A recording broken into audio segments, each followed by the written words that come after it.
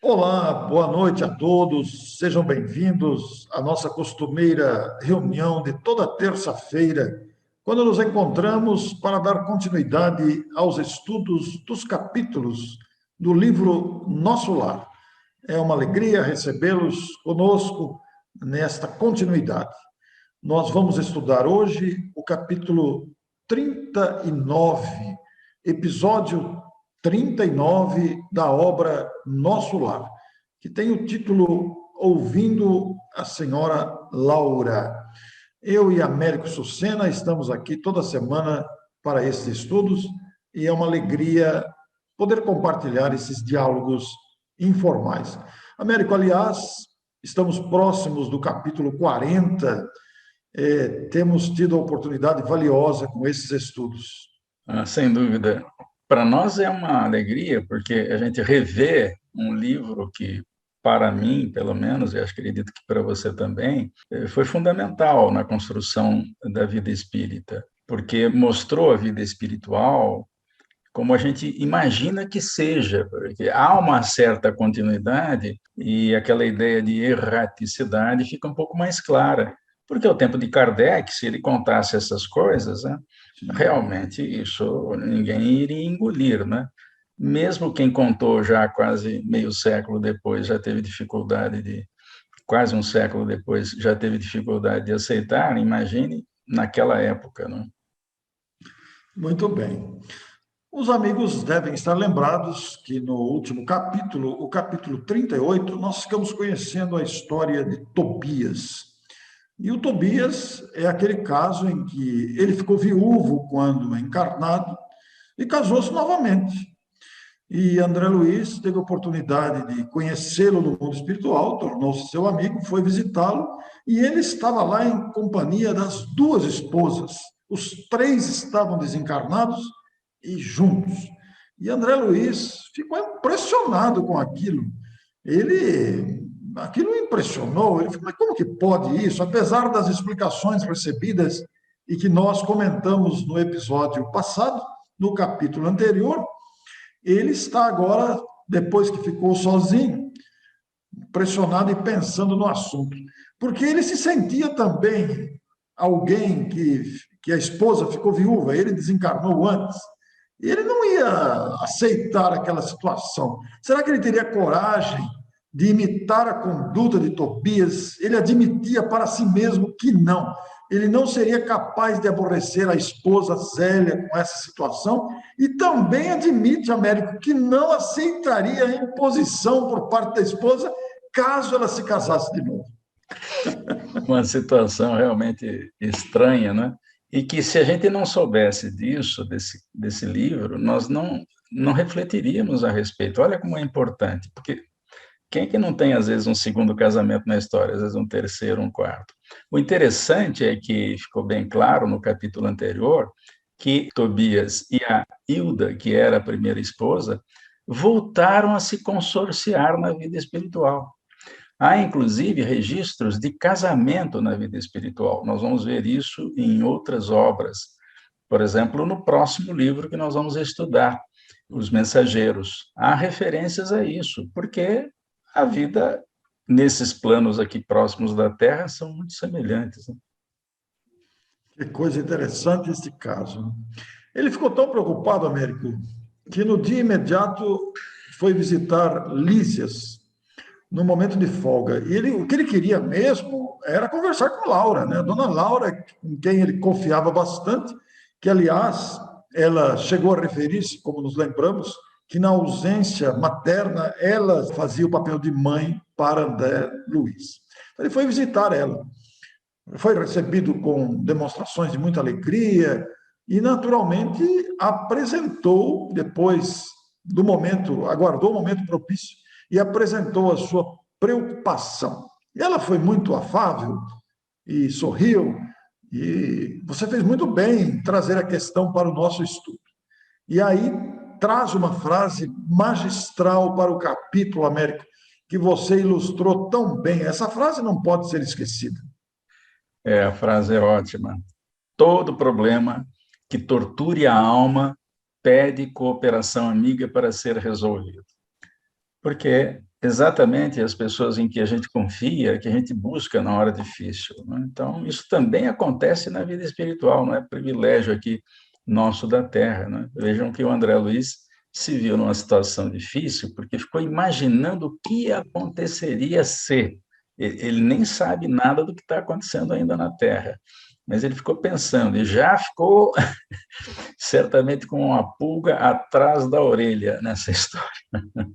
E a imagem que nós temos aí, Orson, mostra bem isso.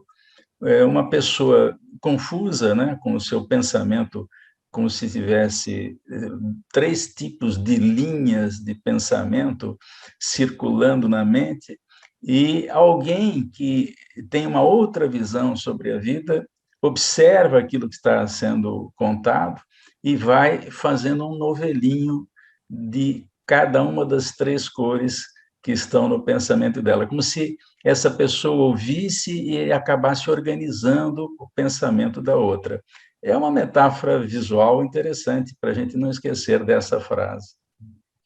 Américo, esta frase, ela abre uma perspectiva para o atendimento fraterno nos centros espíritas, para o atendimento a pessoas com dificuldade, porque as torturas de alma são extensas, intensas, variáveis, de várias causas, e mesmo além do atendimento fraterno, muitas vezes o atendimento profissional de um psicólogo, que se torna amigo do paciente, tem também uma importância capital para ajudar a solução das dificuldades. No atendimento fraterno, propriamente dito, no centro espírita, a prudência, o cuidado que a pessoa tem que ter com a audição dos dramas, onde naturalmente deve entrar a descrição, o respeito à situação que a pessoa está vivendo. Nós não temos o direito de querer impor lições, temos que ir conversando. Américo, isso inclusive quando se faz atendimento a espíritos, a situação é a mesma, né? É a mesma. E às vezes acontece uma coisa interessante, porque a maioria dos espíritos necessitados, às vezes, não tem uma percepção geral do ambiente, a não ser quando são espíritos perseguidores, que sabem onde estão e o que estão fazendo. Mas, normalmente, espíritos com necessidades não sabem que estão sendo observados e ouvidos. Eu me lembro de um atendimento muito interessante, que o sujeito queria conversar, mas se achava, porque tinha lucidez para isso, sendo observado, como se estivesse numa reunião. Olha só, ele queria conversar reservadamente conosco.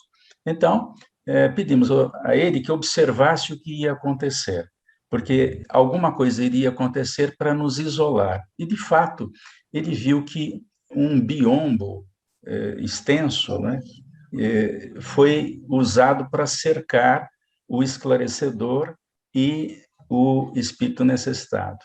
E aí sim o esclarecedor perguntou: e agora?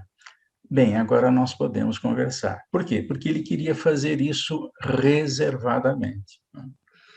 É por isso que não se deve comentar atendimentos na reunião enquanto fora do centro. No dia da reunião, comenta-se, mas depois evita-se comentário, porque ao comentar o esclarecimento, você entra na rede do Criador pelo Wi-Fi e o espírito ouve a conversa que a gente está fazendo sobre ele.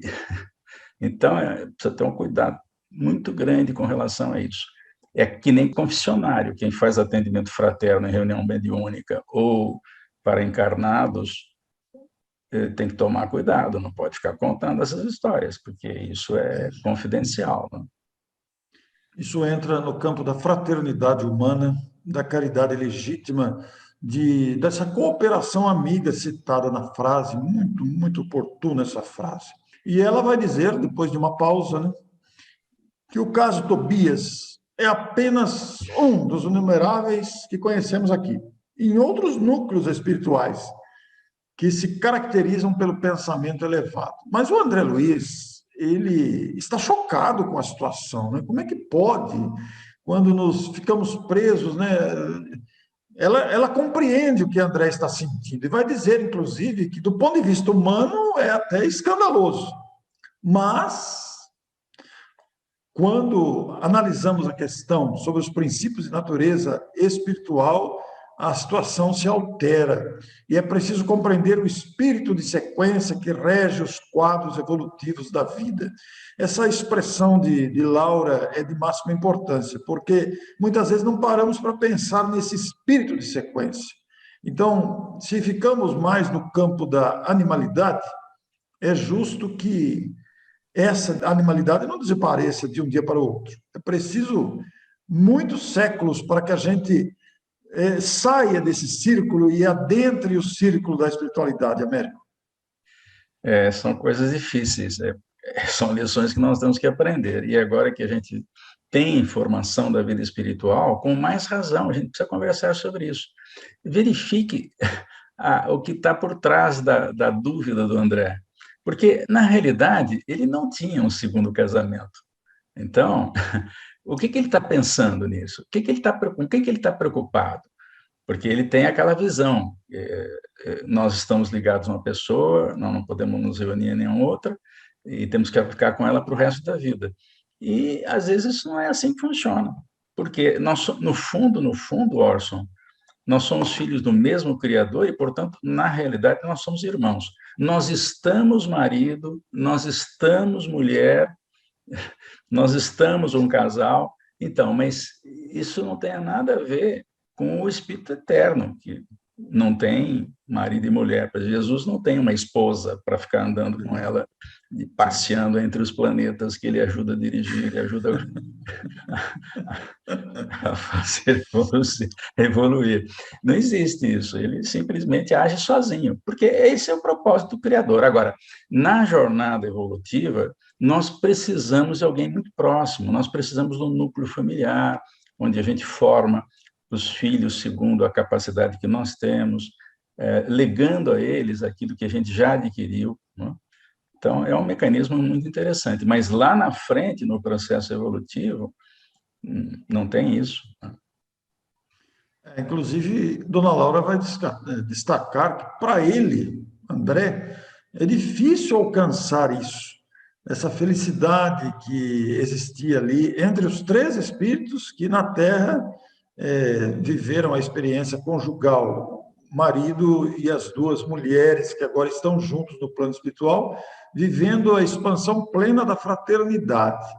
Então, ele ainda está preso, André, ao sentimento de egoísmo, de domínio sobre a esposa, de detenção exclusivista da convivência, inclusive íntima, etc. Então, ele está preocupado, porque realmente ela chega a chamar, dizer para ele não ser tão radicalista, porque ele ficou preocupado, mas não existe uma regra para conduzir isso. E ela vai afirmar que todo homem, toda mulher que se tenham casado mais de uma vez, tenham tido experiências repetidas em encarnações sequenciais, estabelecem aqui o núcleo doméstico, fazendo-se acompanhar das afeições que hajam conhecido, né? Disse ele. E ela fala, não seja tão radical, André. Vamos pensar um pouco, raciocine um pouco. E vai afirmar para ele, o caso Tobias é o caso da vitória da fraternidade real por parte de três almas interessadas no justo entendimento, ou pelo menos na aquisição do justo entendimento. Olha que interessante, olha que coisa interessante para aquelas mãezonas que, né, gostam de ter os filhos juntos, né? Ela desencarna, o marido desencarna também, os dois ficam lá na vida espiritual, como o senhor Ricardo e a dona Laura, Isso. e foram esperando os filhos chegarem. Olha que coisa interessante. E agora, nós vamos ver mais à frente, nós estamos chegando perto do capítulo, o Lísias vai se consorciar com Lacínia. Para quê? Para renovar os laços que eles já tiveram na Terra, aperfeiçoar esses laços e voltar à Terra. Enquanto Dona Laura está indo para a Terra também, para encontrar o marido, o senhor Ricardo, que já está reencarnado. Esse mecanismo é fantástico, ou seja, as famílias unidas e que criam harmonia familiar, desenvolvem essa harmonia, elas têm o direito de renovar isso. Olha que interessante. Ou lá, ou cá. Isso é muito bonito, É lindo. muito interessante de ver, é uma coisa fantástica, como você disse. E enquanto a gente não se adaptar, né, reforça, dona Laura, a lei de fraternidade e compreensão. Agora eu convido a quem está nos ouvindo, né, a quem está nos vendo, a pensar na expansão dessa expressão lei de fraternidade e compreensão. Ora, essa compreensão aí envolve todos esses aspectos e outros, naturalmente, que nós estamos falando. E quem não desenvolve isso, quem não se adaptar a isso, não vai atravessar as fronteiras da limitação fluídica. Aí ela vai dizer algo aqui que nós não podemos deixar de dizer, Américo, que as regiões do umbral, lembrando que umbral são regiões obscuras, de densidades tão variadas também, onde reúnem espíritos na mesma sintonia, estão cheias de espíritos que não resistiram a semelhantes provas. Quais provas? Muitas vezes a prova do ciúme, a prova do domínio, a prova do apego excessivo. Enquanto odiarem, enquanto mantiverem o sentimento de ódio, eles se parecem com agulhas magnéticas sobre os mais antagônicos influxos. Enquanto não entenderem a verdade, sofrerão o império da mentira. Consequentemente, não poderão entrar na vida superior. São incontáveis, Américo, as criaturas que padecem longos anos sem qualquer alívio espiritual, simplesmente porque não cederam à fraternidade legítima. E, aliás, Américo, fraternidade é uma palavra que envolve justamente esse sentido maior da compreensão uns com os outros e aceitação. E aí ela sublinha lá, padecem longos anos para aprender a respeitar o outro, do jeito que o outro é, aceitar o outro como ele é, suportar as dificuldades. Já falamos sobre isso. Por que espíritos muito evoluídos não ficam reencarnando toda hora na Terra? Porque eles reconhecem o outro, as necessidades do outro, sabem das suas dificuldades, não criam inimizades, aceitam o outro como é que é, o cunhado, a sogra, a nora, o genro, o sogro, o marido, o filho difícil, a filha complicada, o marido problema, a mulher, a esposa difícil. Eles aprendem a entender isso, cada um está num degrau na evolução. E quando o espírito chega nesse nível, aí é o melhor dos mundos. Não tem mais problema, ele pode reencarnar onde for, ele vai aceitar todo mundo, vai ajudar todos a vencerem as suas dificuldades. É o caso desses espíritos que reencarnam de quando em quando. O André ainda está insistindo, mas o que acontece então, né? Se eles não são admitidos, estão retidos lá nas regiões obscuras do umbral em virtude desses comportamentos aí, né? Como é que fica? Onde vão essas pobres almas em experiência dessa ordem? A impressão que a gente tem aqui, América, ele está com uma consciência pesada aí. Ele não falou, mas que está claro, está entre as linhas. Depois de padecimentos difíceis, como destaca a dona Laura, né, pelas criações que inventaram a si mesmo, eles vão fazer na experiência carnal aquilo que não conseguiram realizar em ambiente estranho ao corpo terrestre. Então, a bondade divina concede nova encarnação, novo corpo, nova vida na Terra, e lá vão receber, pela consanguinidade, aqueles de quem se afastaram, justamente pela incompreensão, pelo ódio, pela vingança, e chegam ao planeta com o benefício do esquecimento do passado, que Allan Kardec pôs de maneira tão brilhante lá em Livro dos Espíritos como verdadeiro benefício de Deus às suas criaturas. Porque se nos lembrássemos, Américo, não seria possível. Sabe que ontem à noite eu fiz uma palestra sobre planejamento reencarnatório, né? E foi uma palestra interativa. E aí perguntaram por que a gente não se lembra do planejamento reencarnatório. Muito bem, eu dei um exemplo que agora me surge contar aqui, porque vamos supor que eu e Américo tivéssemos tido alguma lesão um com o outro, tivesse eu prejudicado o Américo profundamente. Então, eu tinha lembrança lá que no meu planejamento reencarnatório estava escrito assim: devolver ao Américo o roubo que você fez do patrimônio dele. Está escrito no meu planejamento. Aí eu olhava para o Américo e disse: tu tem que devolver tantos milhões para o Américo, e o meu orgulho onde fica, né? Aí como é que eu vou dobrar o meu orgulho? E o Américo ia ver lá no planejamento reencarnatório, você vai receber do Orson o ressarcimento do prejuízo que ele causou. Meu Américo não ia querer gravar nosso lar comigo nunca. Aquele sem vergonha, que me lesou. É por isso que a gente não se lembra, velho. A gente só grava depois que você pagar.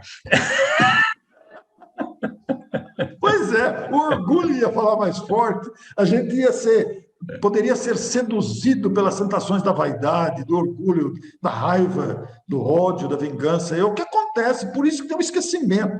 A gente está junto com o outro e nem imagina Imagina, o conflito que houve entre os dois, né? nem imagina. Né? Então, eu achei uma frase muito boa para exemplificar isso, dita por um amigo comum, que você conheceu, não está mais entre nós, está na vida espiritual, que é o Richard Simonetti, lá de Bauru. Conhecido. E eu achei um artigo dele muito interessante. Ele usa uma frase mais interessante ainda para fechar o artigo dele. Ele diz assim: ame a sua sogra como se fosse a sua mãe. E ela, um dia, o amará como se fosse seu filho. É um desafio de convivência É isso um daí, né? desafio, então. Eu tenho um amigo muito engraçado que diz assim: olha, enquanto você não reconcilia com o seu inimigo que está longe, fica atento, porque ele vai chegar perto, né? Então, às vezes é uma rusga entre chefe e subordinado. Então, se nenhum dos dois se entendem, numa próxima vida, eles podem ser um cunhado do outro. O cunhado já está chegando perto. Se não resolver com o cunhado, pode se preparar, porque pode acontecer que vão ser irmãos na mesma família, na mesma casa. Se não resolver, um vai ser pai do outro, um vai ser filho do outro. Então, resolve o problema, aceita o chefe difícil, ajuda o chefe difícil a entender coisas que ele não entende, compreenda que ele está num nível evolutivo diferente do seu, e vice-versa, né? E vai aproximando. Então, se eu tenho problema com a sogra, e começar a fazer pequenos gestos em direção a ela, não pode ser uma coisa ostensiva, tem que ser devagarinho, para cativar a sogra difícil, né? Vai fazendo alguma coisa, um dia, se você considerar que um dia ela vai amá-la como se fosse sua mãe, ela poderá amá-la como você fosse seu filho. Então, é uma frase fantástica. Né? Américo, eu costumo brincar, na experiência virtual ainda não fiz isso, mas quando fazia palestra presencial, eu brincava com essa questão, dizendo assim: se você quer se livrar de alguém que você não gosta, que você detesta, que você não quer saber de encontrar aquela pessoa, passe a amá-la, porque aí você se livra dela. Só que aí você passa a amá-la, você não vai querer se livrar mais. Porque se você detestar alguém, se você odiar alguém, você vai ficar com ele, com ela, para aprender a se reconciliar. A lei de, a lei de afinidades vai fazê-la gravitar na sua atmosfera. Se você quer se livrar, é melhor aceitar que aí vai resolver tudo, né? Enquanto você querer se livrar, ele vai gravitar ao seu lado, vai mesmo. Gravita, não tem jeito. E vai gravitar E cada vez mais perto, como diz esse amigo. isso, exatamente. E a dona Laura vai dizer que há muitos espíritos que gastam séculos tentando desfazer animosidades e antipatias na existência humana e refazendo-as após a desencarnação. São ódios que permanecem e às vezes faltou apenas, né, Américo, a iniciativa da boa vontade, às vezes faltou apenas a iniciativa da reconciliação. Por isso é que a dona Laura destaca que o problema do perdão, conforme Jesus ensinou, é problema seríssimo que deve ser levado em conta, não pode ser esquecido. Muitas vezes não se resolve com conversas. Perdoar com palavras é muito fácil, você profere a palavra, eu te perdoo, mas perdoar realmente precisa mover, remover, como ela diz aqui, estou usando a frase dela, que é muito oportuna, remover pesados fardos de outras eras dentro de si mesmo. Nós temos várias histórias na bibliografia espírita contando esses casos, que de um ódio extremo se tornaram um amor incondicional. Né? Então, vamos pegar um só para exemplificar. Né? O ódio que Paulo de Tarso tinha por Estevão Sim. era incomensurável. E, aos poucos, acredito que foi uma das mudanças mais rápidas que pode ter havido, que isso aconteceu no espaço da mesma encarnação, ele odiar e amar Estevão, me referindo a Paulo. E depois o Estevão vai ajudar o Paulo a fazer a sua jornada cristã pelo mundo conhecido na época, não é? E, no final, o Emmanuel conclui muito interessantemente, usando o propósito do Cristo a respeito. Por que o Cristo fez essa aproximação? Porque ele queria dar um exemplo para a humanidade que dois inimigos podem mudar profundamente a sua relação. E ele queria que o Evangelho estivesse sentado nessa história, tivesse essa história como partícipe, a briga entre dois oponentes e que se tornou uma coisa fantástica. Esse é o propósito do Cristo e o propósito do Criador. É por isso que nós estamos aqui, para nos adaptarmos com as pessoas difíceis que existem no nosso entorno. Que exemplo bonito que você cita, Américo, que coisa interessante, porque Saulo, perseguidor de Estevão, apedrejou, assassinou Estevão, e Estevão foi capaz de perdoá-lo desde aquele instante, transforma-se no mentor espiritual de Paulo de Tarso, quer dizer que amor de ambos, né? Depois do ódio, como você disse aí, e quando Saulo enfrentou Estevão na tribuna, os dois se digladiaram verbalmente, né, com a provocação de Saulo e as respostas sábias de Estevão para Saulo, que depois, quer dizer, houve uma disputa verbal ali, e depois os dois se enfrentaram com o apedrejamento, o assassinato de Estevão, e Estevão se volta para ajudar Saulo. É preciso ter muito amor, preciso ter muita renúncia e grandeza de coração mesmo. Exemplo, como você disse, que poderíamos usar nos relacionamentos, mas ainda estamos aprendendo. O perdão é uma questão muito séria, como diz Dona Laura, realmente. Então, Orson, aqui é bom lembrar também o propósito do Cristo. Por que o Cristo se interessou por Saulo e depois se tornou Paulo? Por que ele investiu numa pessoa? Eu, por exemplo, se fosse investir no cristianismo, eu convidaria Saulo de Tarso para fazer parte do cristianismo, se ele estava perseguindo os cristãos. Eu não Eu acho que faria não. isso nunca. Eu também não. Por que Jesus faz? Jesus faz porque ele conhece o cerne. O cerne de todos os espíritos é bom, porque somos da mesma cepa, filhos do mesmo Criador. E quando ele enxerga dentro da pessoa, ele sabe qual é o momento que a pessoa muda. Ele sabia que Paulo tinha condições de mudar e investiu exatamente no Saulo para que ele fosse Paulo, o defensor e divulgador principal do cristianismo primitivo. Olha que coisa interessante. E por quê? Porque Jesus vê o cerne, e todo mundo tem cerne bom. Ora, se todo mundo tem cerne bom, aquela rusga entre marido e mulher, ela pode ser resolvida à frente, porque os espíritos vão mudar, eles vão se aperfeiçoar e vão se melhorar. Então, nós não temos essa força moral ainda, mas nós temos que aprender a lição. Olha que considerações bonitas, profundas, maravilhosas que esse capítulo está nos oportunizando. Nós temos aí um personagem, André Luiz, espantado com o marido e duas esposas do plano espiritual, e ele está se questionando, está demonstrando aí uma certa inquietação consciencial diante disso, tanto que diante dessas explicações todas de Dona Laura sobre o perdão, ele volta a dizer, não é uma pergunta, mas ele fala, mas a experiência do casamento é muito sagrada aos meus olhos. E ela não se surpreendeu com a afirmativa dele e vai fazer uma observação aqui, Américo, que vai deixar André Luiz corado de vergonha, lembrando a sua condição de homem comum quando no planeta. Ela diz: aos espíritos ainda em simples experiência animal, nossa conversa pode não interessar.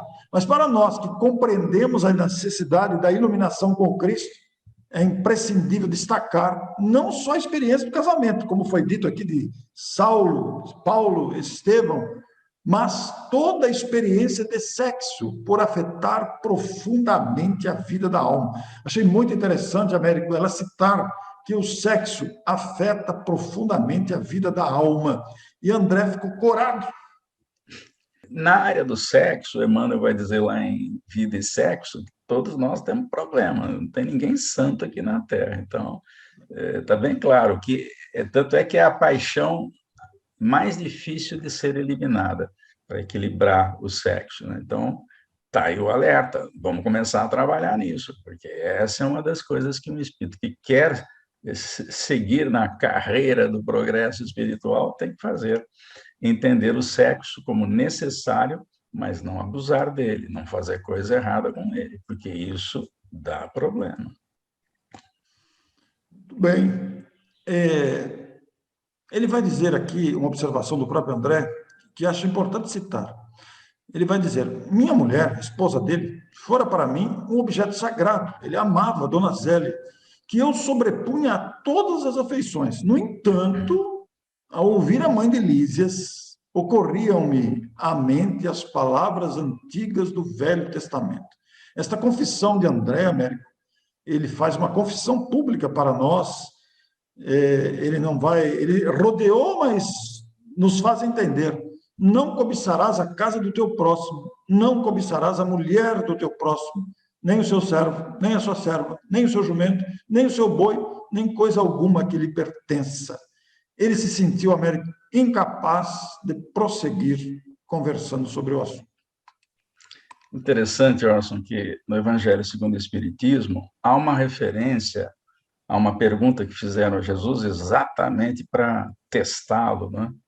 E ele diz que, por exemplo, o casal tem o direito de se separar quando um deles não é honesto no casamento. Fora isso, aquele que separa o casamento, ele provoca adultério. E isso escandaliza muita gente, mas o que ele quis dizer, na visão espírita, é fantástico. Quando você combina nascer, casar com uma pessoa, ter filhos e não cumpre isso, você adultera o planejamento reencarnatório. Só isso.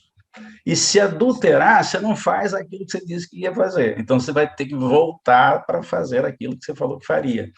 Então, esse adultério é isso, adultera o planejamento. Você planejou com meia dúzia, não, porque é muito filho, mas com 3 espíritos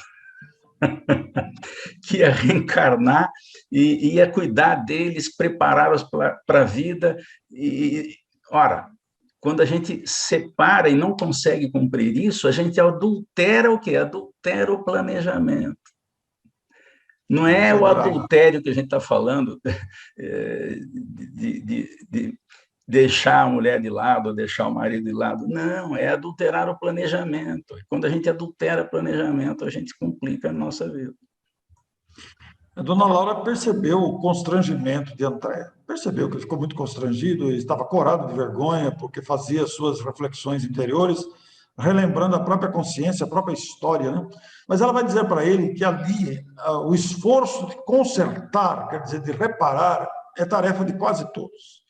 E nesta tarefa deve haver um lugar para a compreensão e respeito à misericórdia divina que nos oferece tantos caminhos a retificações justas. E vai dizer, né, que toda a experiência sexual da criatura, que já recebeu alguma luz do espírito, é acontecimento de enorme importância para si mesma. É por isso que o entendimento fraterno precede a qualquer trabalho verdadeiramente salvacionista. Nós, às vezes, somos levados à precipitação, mas o que precisamos de antemão é um entendimento fraterno sobre nós mesmos e com os outros. Então, a gente vê que a dona Laura, por exemplo, vai ter uma vida feliz, saudável. Ela deve ter dificuldades na Terra porque ela está em processo evolutivo. Mas como ela honrou o consórcio com o senhor Ricardo, vai voltar à Terra para estar com ele, que é o que ela deseja. E essa relação vai ser muito proveitosa, porque eles já se afinizaram a ponto de compreender um ao outro. Nós temos diferenças, eles também têm. Então, mas quando a gente entende a dificuldade do outro e ajuda a superar a dificuldade do outro, a gente aceita o outro como ele é. E ela já faz isso. E não consta, porque estava na vida espiritual, na região umbralina de nosso lar, mas já tem condições de entender isso. Ora, se ela tem, por que nós não temos também? Inclusive, há um destaque numa frase dela, né, que toda caridade, para ser divina, precisa apoiar-se na fraternidade, é o que o Américo acaba de destacar. E aí a dona Laura como que dando a entender que não desejava continuar mais, entrar em detalhes, convidou André para visitar Heloísa, a familiar que havia retornado do mundo carnal e estava acolhida ali em sua residência, para verificar as melhoras crescentes da neta recém-chegada. E aí André voltou às câmaras de retificação para o trabalho, em muitas cogitações mentais. Já não preocupava mais a situação de Tobias, nem as atitudes da Hilda e da Luciana. Agora ele estava impressionado, sim, com a imponente, importante questão da fraternidade humana. É por isso, né, Américo, que Jesus recomenda a reconciliação com os adversários. A fraternidade está baseada também nessa recomendação tão sábia. Ele recomenda e diz enquanto você está a caminho com ele, ou enquanto você está perto. Então, enquanto ele está gravitando em torno. Porque na hora que ele não estiver perto, você não consegue reconciliar tão cedo. E isso fica na pendência. A lei fica aguardando a pendência, porque ninguém sai da terra enquanto tiver um tio de atitude contra a lei natural. Então, nós temos que consertar tudo. Isso é que leva tempo, né? A gente pode ir mais rápido ou mais devagar, depende da gente. Que bacana, que bonito pensar nesses termos. E essa cogitação que estamos fazendo, esse diálogo aqui, concluído o capítulo 39, já nos endereça ao capítulo 40 da próxima semana, que parece-nos tem muita sequência aqui com o assunto, porque olha o título do capítulo. Estou com o livro em mãos aqui. Quem semeia, colherá. Mérico, isso é muito grave, rapaz. Nós somos livres para plantar, diz Emmanuel, mas a colheita é obrigatória, não tem conversa. É o assunto da próxima semana. Agradecemos sua presença e até a próxima semana, então. Esperamos que tenha gostado do capítulo. É uma alegria estar com todos vocês. Até mais. Até lá.